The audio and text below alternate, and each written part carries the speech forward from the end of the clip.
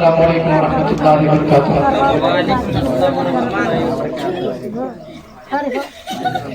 نحمده ونصلي على رسوله الكريم، اما بعد فاعوذ بالله من الشیطان الرجیم، بسم اللہ الرحمن الرحیم۔ الرجال قوامون على النساء، صدق اللہ مولانا العظیم۔ برادران اسلام، بڑا ہی خوشگوار موقع ہے اور آپ حضرات کے سامنے علماء کرام کا ایک گروہ جو اسٹیج پر رونق افروز ہے، ان میں سے چند علماء ایسے ہیں جن سے میری ملاقات دوسری مرتبہ ہو رہی ہے، لیکن شاید وہ مجھے نہیں جانتے ہوں گے کیونکہ احمد آباد اور بہار میں بہت زیادہ فاصلہ ہے۔ میں کافی زیادہ وقت نہیں لوں گا آپ لوگوں کا، اس لیے کہ جو شاعر یہاں پر موجود ہیں، میں بھی اس بات کا متمنی ہوں کہ ان کا کلام سنوں۔ بڑی مدتوں کے بعد یہ ماحول آتا ہے، ورنہ نقیب بزم جنہوں نے ایک بات تو کہی ہے کہ ہم ان کو صرف انٹرنیٹ پر ہی سن سکتے ہیں۔ یہ ہماری خوش نصیبی ہے کہ ہمیں بالکل آسان طریقے سے بلا کسی جد و جہد کے یہ ہمارے سامنے رونق افروز ہے۔ میں تمام شاعروں کا اپنے دوست کی شادی میں تہہ دل سے استقبال کرتا ہوں اور معافی چاہتا ہوں کہ میں درمیان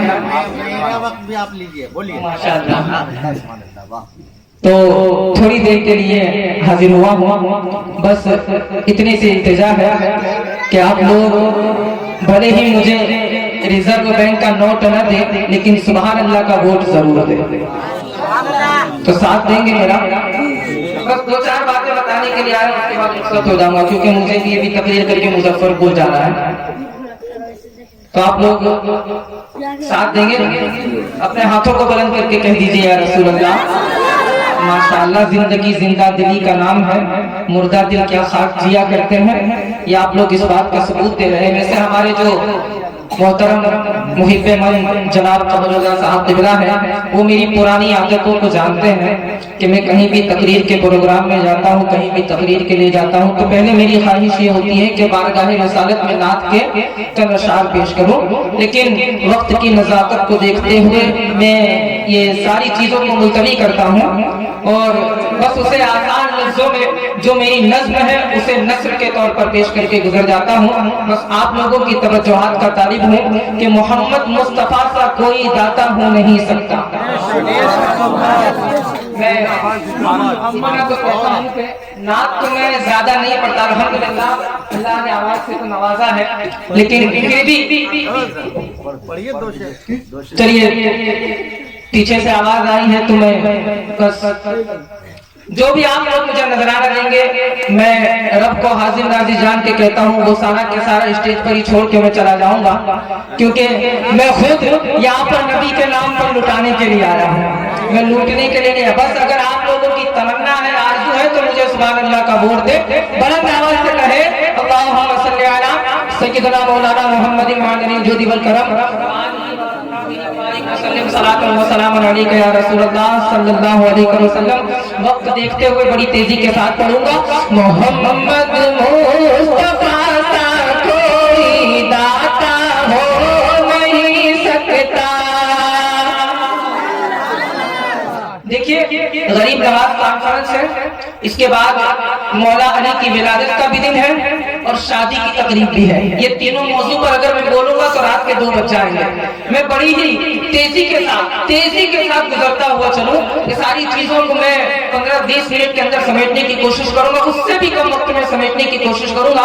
بس آپ لوگ اگر زندہ رہیں گے تو، کیونکہ آپ لوگ کو زندہ کر کے میں چلا جاؤں گا، پھر شاعروں کو سننا ہے، اس کے بعد کوئی خطیب یہاں پر موجود نہیں ہے۔ محمد مصطفیٰ سا کوئی داتا ہو نہیں سکتا، محمد مصطفیٰ سا کوئی داتا ہو نہیں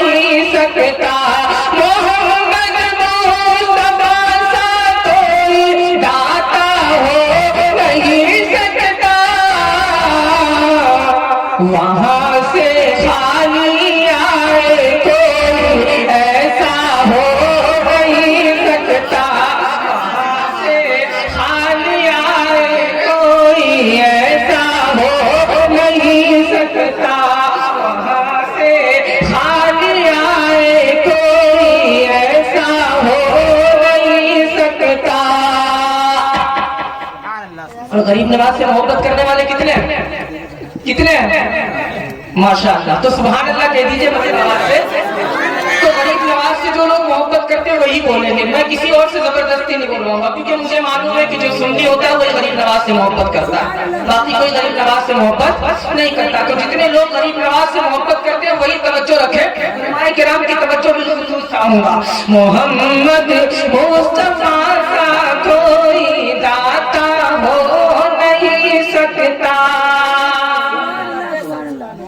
زمین ہند پر اب بھی میرے خواجہ کا قبضہ ہے۔ علماء کرام کی توجہ چاہوں گا میں۔ زمین ہند پر اب بھی میرے خواجہ کا قبضہ ہے، زمین ہند پر اب بھی میرے خواجہ کا قبضہ ہے، زمین ہند پر اب بھی میرے خواجہ کا قبضہ ہے، یہاں ان کے علاوہ کوئی راجا ہو نہیں سکتا، یہاں ان کے علاوہ کوئی راجا ہو نہیں سکتا، یہاں ان کے علاوہ کوئی راجا ہو نہیں سکتا۔ تو چل کے سبحان اللہ کہہ دیجئے۔ دوستو یہ بڑا ہی نازک موقع ہے کہ میں کچھ بیان کروں، آپ لوگ کچھ سنیں۔ بس تھوڑے سے وقت کے لیے حاضر ہوا ہوں میں آپ لوگوں کے سامنے، اور بڑا اچھا ماحول لگ رہا ہے مجھے۔ ایسا نہیں ہے کہ آپ لوگ نذرانہ دے رہے ہیں اس وجہ سے، نہیں، ایسا کچھ بھی نہیں ہے۔ میں ہزاروں کے مجمع میں بھی تقریر کر چکا ہوں، مولانا صاحب ہمارے صاحب کافی پروگرام میں شامل رہے ہیں، لیکن جو یہاں پر مجمع میں کمی دکھ رہی ہے وہ کمی آپ لوگ اچھی طریقے سے پور کر رہے ہیں۔ مچل کر کہہ دیجئے سبحان اللہ۔ ایسا مت سمجھیے گا کہ میں آپ لوگوں کی تعریف کر کے جا رہا ہوں تو بیچارے شاعر لوگ کو ناراض کر دیجیے گا، ٹھیک ہے؟ بس اسی طریقے سے زندہ بیٹھے رہیے۔ آپ لوگ سونے کے موڈ میں یا سننے کے موڈ میں؟ سننے کے نا، تو بلند آواز سے دونوں ہاتھوں کو بلند کر کے کہیں یا رسول اللہ۔ کلام مقدس کی ایک آیت کریمہ جو میں نے تلاوت کر کے اپنے آپ کو مشرف کیا، خدا بند قدوس فرماتا ہے الرجال قوامون علی النساء۔ یہ مجھ سے پہلے میرے عزیز مولانا قمر رضا صاحب نے، اور ان سے پہلے مولانا وسیع حیدر صاحب قبلہ جو تقریر کر کے یہاں سے رخصت ہو گئی، ان دونوں نے یہ آیت کریمہ کو تلاوت کیا۔ میں اس آیت کریمہ پر چند باتیں آپ کے سامنے پیش کرنا چاہتا ہوں۔ یہ اللہ تبارک و تعالیٰ کا ارشاد عظیم ہے کہ مرد عورت پر حاکم ہے۔ بھائی تھوڑا سا ایک کو کم کر دینا، آواز بہت دیکھ مار رہی ہے۔ مرد عورت پر حاکم ہے، ٹھیک ہے؟ آپ لوگ سمجھ رہے میری بات کو؟ عورت پر حاکم ہے۔ اب ظاہر سی بات ہے، ایک میں چھوٹی سی بات آپ سے سوال کرنا چاہتا ہوں، علماء سے بھی میرا ایک سوال ہے کہ ہم اجازت کس کی لیتے ہیں؟ جو حاکم ہوتا ہے اسی کی نا، گھر میں جو بڑا ہوتا ہے اسی کی اجازت لیتے ہیں نا، کسی چھوٹے سے تو اجازت لینے نہیں جائیں گے۔ اللہ نے اگر مرد کو عورت پر حاکم بنایا، مرد کو عورت پر حاکم بنایا، میں کوئی اللہ کے کلام پر اعتراض نہیں کر رہا، میں آپ کو ایک بات سمجھانے کی کوشش کر رہا ہوں، شاید میری بات آپ کے سمجھ میں آ جائے، کیونکہ میرا جو موضوع ہے بہت طویل ہے، بہت لمبا، اور میرے پاس اتنا وقت نہیں ہے۔ اللہ نے اگر مرد کو عورت پر حاکم بنایا تو جتنے اسٹیج پر بیٹھے یہ سارے کے سارے علماء نکاح پڑھانے کی استطاعت رکھتے ہیں نہیں؟ آپ لوگوں سے پوچھتا اب کسی بھی عالم سے پوچھ لیجئے کہ جب نکاح پڑھانے جاتے ہیں تو پہلے مرد سے اجازت لیتے ہیں یا عورت سے؟ کیوں لیتے؟ اللہ نے جب عورت کو حاکم بنایا ہی نہیں، مرد کو حاکم بنایا، تو پہلے لڑکی سے اجازت کیوں لی جاتی ہے؟ مرد سے کیوں نہیں لی جاتی؟ حاکم تو مرد ہے، حاکم تو مرد ہے۔ جب تک عورت ہاں نہیں بولتی تب تک مرد کے پاس مولوی کیوں نہیں جاتا؟ قاضی صاحب کیوں نہیں جاتا؟ کیوں نہیں جاتا؟ آخر یہ مرتبہ ملا کیسے؟ یہ مرتبہ ملا کیسے؟ عورت کو یہ مقام ملا کہاں سے؟ پہلے عورت سے اجازت کیوں لی جاتی ہے، مرد سے کیوں نہیں لی جاتی؟ یہ نکاح کے مسئلے کے اندر میں بس تھوڑی سی گفتگو کو اپنی سمیٹ کر گزر جاؤں گا۔ بہت سارے اعتراضات ہیں، بہت سارے سوالات ہیں کہ مرد عورت پر جب حاکم ہوتی ہے تو کب ہوتی ہے، نکاح کے بعد ہوتی ہے یا نکاح کے پہلے ہوتی ہے؟ یہ ساری باتیں مجھے بھی سمجھ میں آ رہی ہے، میں اس پر اپنی گفتگو کو نہیں ڈالنا چاہتا، کیونکہ اس کے جواب دینے جاؤں گا تو پھر سارے کے سارے اسٹیج والے ناراض ہو جائیں گے کہ مولانا کو 5 منٹ کا وقت دیا اور 50 منٹ کھینچ کے چلے گئے۔ میں یہ ساری باتیں نہیں کرنا چاہوں گا، بس آپ لوگوں کو یہ بات سمجھانے کے لیے آیا ہوں کہ آخر عورت کو یہ مقام ملا کہاں سے؟ ایک عورت کی وجہ سے تمام عورتوں کو یہ مرتبہ مل گیا، کس وجہ سے ملا؟ اب سیرت حضور کی زندگی اٹھا کے حضور کی سیرت کو پڑھو۔ حضور اکرم صلی اللہ علیہ وسلم کی عمر 25 سال، تقریباً 25 سال آپ تجارت کے لیے گئے ہوئے۔ اس کے پہلے کا واقعہ بہت لمبا ہے، جب حضرت خدیجۃ الکبریٰ رضی اللہ تعالی عنہا نے آپ کو تجارت کے لیے روانہ کیا تھا، آپ ان کے پاس آئے اور کہا کہ میرے مال کو تجارت کے لیے لے کے جائے۔ بہت ساری واقعات ہیں، بہت ساری چیزیں ہیں، آپ نے توریت میں نشانیاں پڑھی تھی۔ حضرت خدیجۃ الکبریٰ کے جو بھائی تھے وہ بہت بڑے توریت اور زبور کے عالم بھی تھے، ان سے بھی پوچھا تھا، آخری نبی کی نشانیاں بتائی تھی۔ انہوں نے خواب دیکھا تھا کہ چاند میری گود میں آ گیا ہے، تو ان کو اس خواب کی تعبیر بتائی گئی کہ تمہارا نکاح آخری نبی سے ہوگا، نبیوں کے سردار سے ہوگا۔ حضرت خدیجہ اسی انتظار میں تھی۔ جب تجارت کے لیے ملک شام قافلہ جا رہا تھا، جب اس قافلے کو تجارت کے لیے روانہ کیا تھا تو حضرت خدیجہ نے اپنے ایک خادم کو بلایا، اس کا نام تھا میسرہ۔ آپ لوگ سن رہے ہیں؟ اس کا نام تھا میسرہ۔ میسرہ کو اپنے قریب بلایا اور کہا کہ میں تمہیں ایک بہت اہم کام سونپ رہی ہوں۔ کہا کیا؟ کہا تم جس کے ساتھ تجارت کے لیے جا رہے ہو وہ کوئی عام انسان نہیں ہے، وہ کوئی عام انسان نہیں ہے۔ میں تم سے یہ کہتی ہوں کہ میرا جتنا منافع ہوگا اس کا آدھا میں تمہیں دے دوں گی، بس مجھے ایک چیز بتا دینا کہ محمد کے اندر عیب کون سا ہے، ان کے اندر برائی کون سی ہے۔ کتاب کا نام معارج النبوت ہے، کتاب کو آپ پڑھ لیجئے گا، حصہ دوم ہے، اس کے اندر آپ کو یہ ساری چیزیں جاننے کو مل جائے گی۔ انہوں نے کہا کہ جا کر صرف محمد کا عیب مجھے بتانا اور کچھ نہیں سننا مجھے۔ بہت لمبی گفتگو ہے۔ میسرہ آقا علیہ الصلوۃ والتسلیم کے ساتھ تجارت کے لیے روانہ ہوا۔ جب تجارت سے قافلہ واپس آ رہا تھا، واپس آیا تو حضرت خدیجۃ الکبریٰ مکہ کے سب سے بڑے مکان پر، سب سے بڑے مکان کی چھت پر چڑھ گئی اپنی سہیلی نفیسہ کو لے کر۔ دیکھ رہی ہے کہ قافلہ آ رہا ہے، دیکھ رہی ہے کہ قافلہ آ رہا ہے، لیکن گرد و غبار کے اندر کسی کی صورت نظر نہیں آتی، کسی کا چہرہ دکھائی نہیں دیتا، کوئی دھول کی وجہ سے کوئی دکھائی نہیں دے رہا۔ حضرت خدیجہ نے جب غور سے دیکھا تو خالی ایک ہی شکل نظر آ رہی تھی، خالی ایک ہی صورت نظر آ رہی تھی۔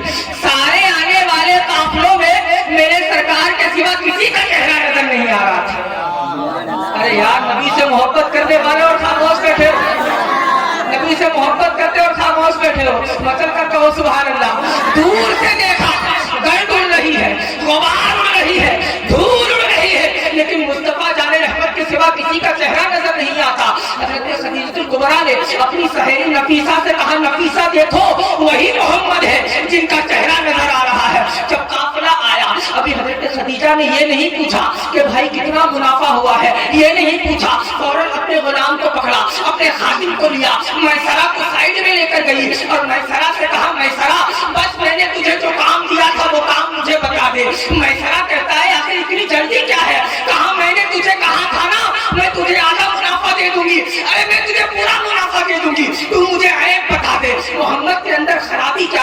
मैसरा कहता है इतनी जल्दी क्या है, आखिर थोड़ी सांस तो ले लेने दो, थोड़ा सा ठहर तो जाने दो। खदीजा कहती है नहीं नहीं, मुझे बहुत ज्यादा उतावल है, बहुत ज्यादा उजरत है, मैं सुनना चाहती हूँ कि मोहम्मद के अंदर ऐब क्या है। मैसरा कहता है खदीजा मैं तुमसे बताऊं कि मोहम्मद के अंदर कौन सा ऐब है। खदीजा ने कहा हाँ बताओ कौन सा ऐब है। तो मैसरा कहता है कि हम जब यहाँ से काफिला लेकर रवाना हुए, मैं सिर्फ उन्हीं लोगों से कहूंगा जो नबी से मोहब्बत करते हैं, बाकी किसी से जबरदस्ती नहीं करवाऊंगा। जबरदस्ती कलमा पढ़ाने की आदत ही नहीं है मुझे, मैं तो पार्टनरशिप में ही बोलता हूँ, जब तक आप बोलोगे नहीं तब तक मैं आगे बढ़ूंगा नहीं। लेकिन अभी वक्त ऐसा नहीं है, बहुत सारे शायर मौजूद है, वक्त बहुत कम है, इसीलिए मैं आप लोगों से बस इतना कहता हूँ जो नबी से मोहब्बत करता है बस वही बोलेगा, दूसरा कोई नहीं बोलेगा। मैसरा ने हज़रत खदीजा से कहा कि मैं सफर में साथ रहा, मैं साथ में तिजारत करके आया हूँ, लौट के आया हूँ, मैंने उनके उठने बैठने, चलने फिरने, खाने पीने, सोने जागने पर तवज्जो की है, मुझे पता है उनके अंदर क्या ऐब है। खदीजा कहती है जल्दी से बता उनके अंदर ऐब क्या है। मैसरा कहता है कि खदीजा मैंने देखा कि मोहम्मद जिस रास्ते से चलते थे आसमान पर बादल का साया, उनके सर पर बादल का साया रहा करता था, बादल का एक टुकड़ा मोहम्मद के सर पे साया बनकर रहता था। खदीजा कहती है मैसरा मैं तुझसे उनकी अच्छाइयां नहीं पूछ रही हूँ, उनकी बुराई पूछ रही हूँ, उनका ऐब पूछ रही हूँ, उनके अंदर खामी पूछ रही हूँ। मैसरा कहता है खदीजा मैंने जब भी मोहम्मद के मुंह से जुबान से कलिमात सुने उन्होंने सच के सिवा कभी कुछ नहीं कहा। खदीजा कहती है मैं जानती हूँ मुझे ऐब पता, अच्छाई नहीं। मैसरा कहता है कि खदीजा जब वो दरख्त के साए में टेक लेते हैं तो दरख्त की टहनियां आपके ऊपर साया प्रकट हो जाती है। खदीजा कहती है अच्छाई नहीं, ऐब पता। मैसरा कहता है मैंने उनके जिस्म पर कभी मक्खी बैठी हुई नहीं देखी। खदीजा कहती है ऐब पता। मैसरा कहता है उनके पसीने से खुशबू आती है। खदीजा कहती है ऐब पता। मैं अच्छाई नहीं पूछ रही हूँ, मैं बुराई पूछ रही हूँ। मैसरा कहता है कि जब गिरजा घर में जाते हैं तो पादरी कलमा पढ़ के मुसलमान हो जाता है। खदीजा कहती है ऐब पता, अच्छाई नहीं पूछ रही। मैसरा कहता है मेरी मखदूमा आज मैं तुझसे कहता हूँ अगर तुम मुझे एक हाथ में चांद और दूसरे हाथ में सूरज ना कर रखते और कहते कि मोहम्मद का ऐब पता तो मैं यही कहूँगा कि मोहम्मद को पैदा करने वाले ने ऐब बनाया, कोई ऐब नहीं बनाया। खदीजा फौरन अपनी सहेली नफीसा से कहती है नफीसा फौरन निकाह का पैगाम मोहम्मद के पास लेकर जाओ, फौरन मोहम्मद के पास जाओ और कहो कि मुझे उनसे निकाह करना है। नफीसा जाती है खदीजा के पास पैगाम निकाह लेकर, कहती है कि खदीजा तुमसे निकाह करना चाहती है, क्या तुम निकाह करोगे? हजरत खदीजा ने रिश्ता सामने से भेजा, मुकद्दम अपने आप को बनाया, अपनी जानिब से रिश्ता भेजा। अल्लाह को ये अदा इतनी पसंद आ गई कि दुनिया की तमाम औरतों के लिए निकाह की कबूलियत पहले औरत से ली जाती है, बाद में मर्द से ली जाती है। ये एक बचा। दूसरी एक बात और है लेकिन मैं बता नहीं सकता क्योंकि वक्त मेरे पास नहीं है, कभी मौका मिलेगा तो इंशाअल्लाह बयान करूंगा। अस्सलाम वालेकुम।